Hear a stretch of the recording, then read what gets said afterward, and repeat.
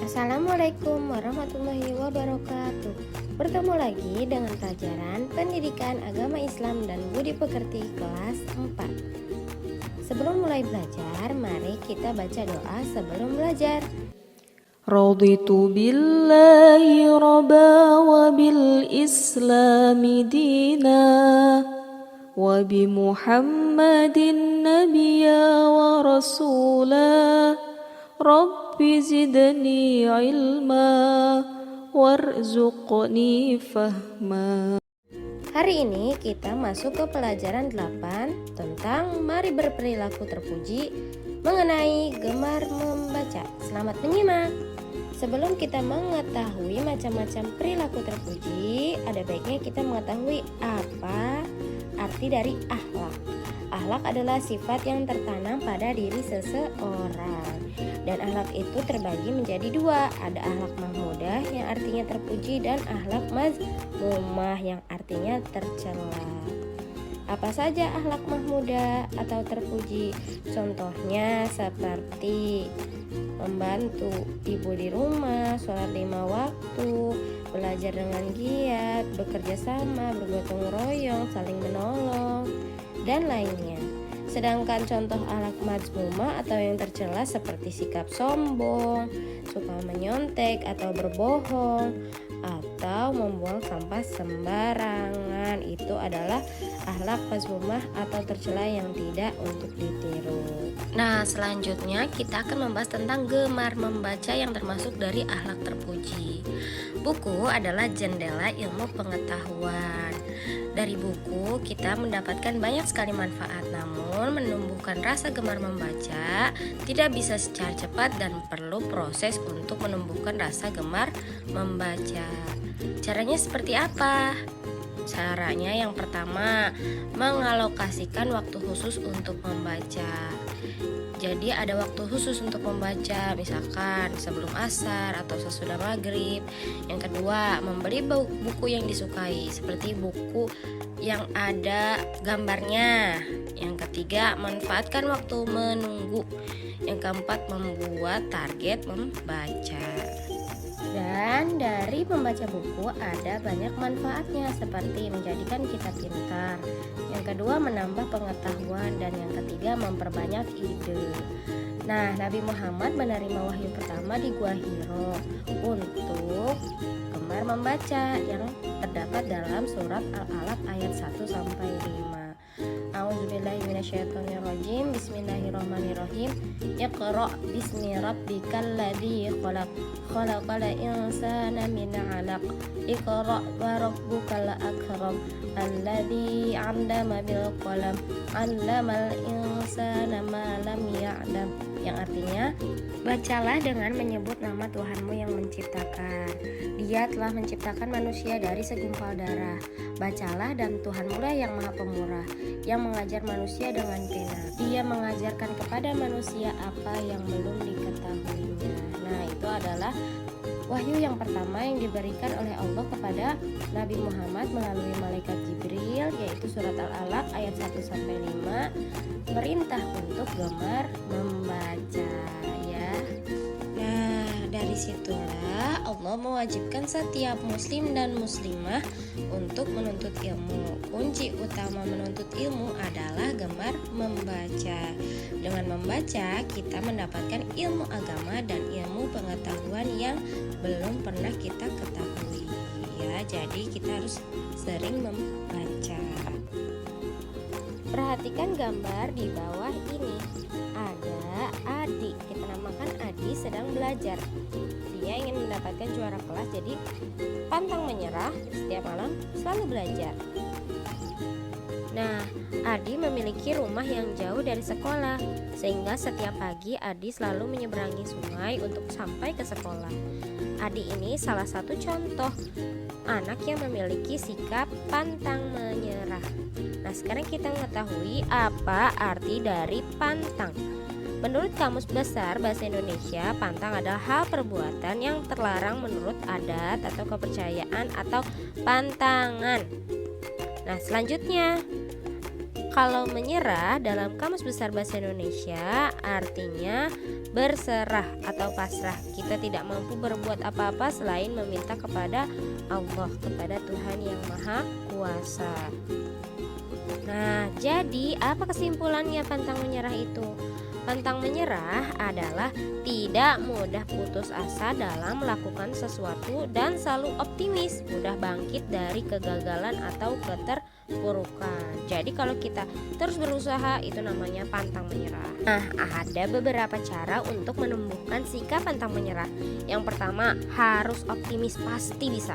Yang kedua, jaga perasaan dan emosi, tidak boleh cepat marah. Yang ketiga, segera bertindak dengan perbuatan, tidak hanya bicara.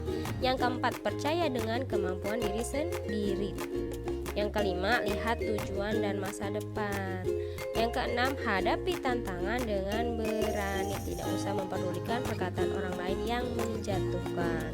Bukti dari seseorang yang telah memiliki sikap pantang menyerah apa saja? Yang pertama, tetap semangat mengerjakan tugas. Yang kedua, suka bekerja dan tidak suka berdiam diri. Artinya, jika tidak ada PR, suka membaca buku. Perhatikan gambar berikut ini. Ada seorang anak sedang memberikan sedekah atau infak kepada orang yang meminta-minta. Anak tersebut memiliki sikap rendah hati. Rendah hati bisa disebut juga dengan tawadu. Tawadu atau rendah hati adalah sifat pribadi yang baik atau bijak pada diri seseorang yang dapat memposisikan dirinya dengan orang lain, tidak merasa lebih pintar, lebih baik atau lebih mulia, karena dia bisa menghargai orang lain dengan tulus.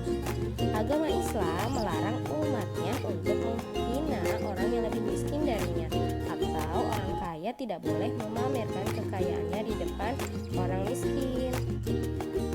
Nah, apa saja contoh-contoh dari rendah hati?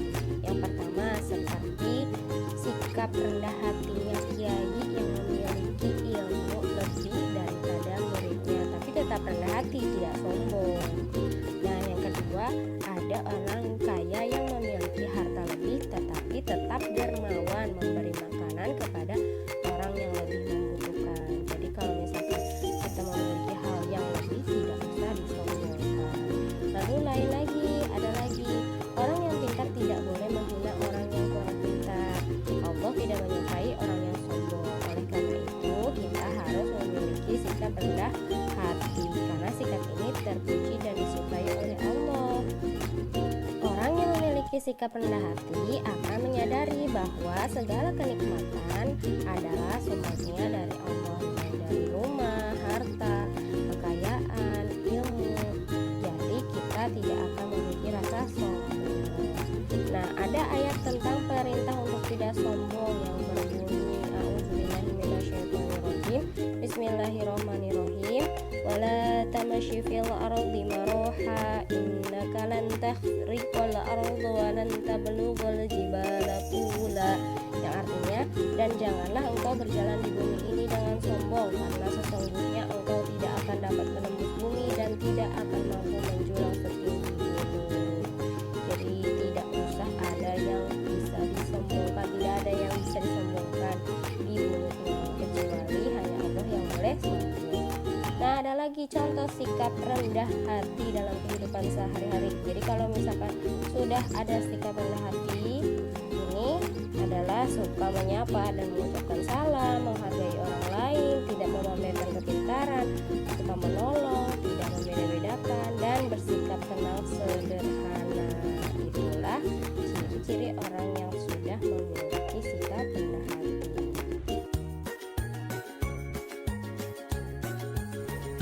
Hemat. Di sini ada gambar Adi sedang mandi atau mungkin berwudu. Dan kita akan mengetahui pengertian hemat itu apa. Hemat artinya menggunakan sesuai kebutuhan, tidak berlebihan dan tidak pula pelit. Lawan dari hemat adalah mubazir, artinya boros, berlebihan. Selanjutnya, ayat tentang hemat ada dalam surat Al-Furqan ayat 67 yang berbunyi, A'udzubillahiminasyaitonirrajim. Bismillahirrahmanirrahim. Walladzina idza anfaqu lam yusrifu wa lam yaqtur wa kana baina dzalika qawama. Yang artinya, Dan orang-orang yang apabila menginfakkan hartanya, mereka tidak berlebihan dan juga tidak kikir di antara keduanya secara wajar. Selanjutnya Allah pun berfirman mengenai boros atau mubazir dalam surat Al-Isra ayat 27 yang berbunyi, Bismillahirrahmanirrahim, Innal mubadzirina kanu ikhwana syayatin wa kana syaitanu lirabbih kafura, yang artinya sesungguhnya orang yang pemboros itu adalah saudara setan dan setan itu sangat ingkar kepada Tuhannya. Jadi perilaku boros atau mubazir itu adalah perbuatan setan. Apakah kita mau termasuk dari saudara setan? Tentu tidak. Orang yang berperilaku boros adalah saudara setan. Apabila kita punya sesuatu yang lebih, Allah menyuruh kita untuk memberikan kepada orang yang membutuhkan. Dan Allah tidak suka orang yang berlebihan. Jadi sewajarnya saja. Kalau misalkan porsi kita hanya 1 piring, tapi kita malah makan 2 piring, itu namanya mubazir atau boros, berlebihan. Nah, contoh hemat seperti menggunakan air seperlunya dan tidak berlebihan. Contohnya seperti apabila kita mandi biasanya hanya memakai 10 gayung, tidak usah berlebihan menjadi 20 gayung. Nah, itu contoh hemat. Yang kedua, menghemat uang jajan. Jika diberikan uang 10.000, maka tidak usah dihabiskan semuanya dan sisakan untuk menabung. Dan juga tentang makanan yang tadi sudah dijelaskan. Selanjutnya, manfaat hidup hemat. Yang pertama, hidup berkecukupan di masa depan. Yang kedua, hidup lebih bahagia. Yang ketiga, terhindar dari hutang. Dan yang keempat, tidak mudah tergoda dengan sesuatu yang belum pernah dicoba. Yang kelima, menuntut pada gaya hidup yang sederhana saja. Itulah tentang hemat. Jadi kita dalam kehidupan kita harus hemat dalam segi apapun, baik dari air, uang, ataupun makanan. Biasa-biasa saja atau sederhana. Tidak boleh boros atau mubazir karena itu termasuk dari saudara setan, ya.